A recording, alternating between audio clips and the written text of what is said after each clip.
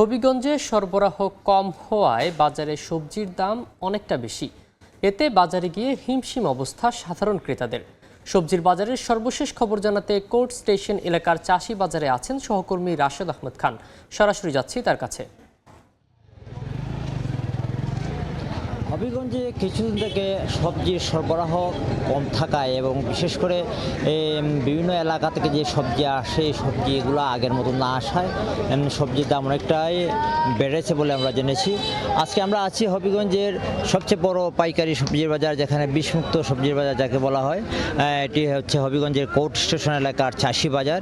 এই চাষি বাজারে আমরা সকাল থেকে এসে দেখেছি যে এখানে যে বিভিন্ন ব্যবসায়ীরা আছেন, ব্যবসায়ীরা এখানে সবজি নিয়ে আসছেন সকাল থেকে। এবং আমরা কথা বলেছিলাম যে সবজি ব্যবসায়ীদের সাথে। সবজি ব্যবসায়ীরা জানিয়েছেন যে ইদানিং গত 2 সপ্তাহ আগে হবিগঞ্জে টানা বৃষ্টির কারণে সবজি কিছুটা মরে যায়, সবজির গাছগুলো। এছাড়া গত 1 সপ্তাহ থেকে আবার প্রচণ্ড খরার কারণে সবজি ক্ষতি হয়েছে, যে কারণে সবজির যে সরবরাহ, স্বাভাবিক সরবরাহ, এই সরবরাহটা কিছুটা ঘাটতি দেখা দিয়েছে এবং এই ঘাটতির কারণে সবজির দামও অনেকটা বেড়েছে বলে তারা জানিয়েছেন। তো আমরা কথা বলেছিলাম ক্রেতা এবং বিক্রেতার সাথে। আমরা জেনেছি যে হবিগঞ্জের বিভিন্ন উপজেলা আছে, বিশেষ করে বানিয়াচং, মাধবপুর সহ যে হবিগঞ্জের যে উপজেলাগুলো আছে, এই উপজেলা থেকে হবিগঞ্জ সদরেরও বিভিন্ন এলাকা আছে। এই এলাকায় যে প্রান্তিক চাষিরা আছেন, এই চাষিরা এখান থেকে সবজি নিয়ে আসেন এবং এই সবজিগুলা এখানে যে চাষি বাজার আছে, এই বাজারে পাইকারি সবজি বিক্রি হয় এবং এখানে বিষমুক্ত সবজির জন্য বাজারটি এখানে বাজারের একটি সুনাম রয়েছে।